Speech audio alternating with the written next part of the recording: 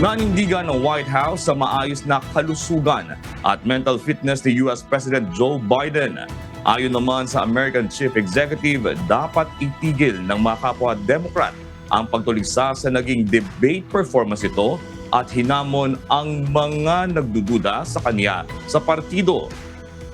Sa isang news conference, pinabulaanan ng tagapagsalita ng Pangulo ang mga haka-hakang may matinding karamdaman si US President Joe Biden. Tumindi ang pangamba sa re-election bid nito dahil sa naging performance sa debate laban kay Donald Trump. Has the president been treated for Parkinson's? No. Is he being treated for Parkinson's? No, he's not. Is he taking medication for Parkinson's? No.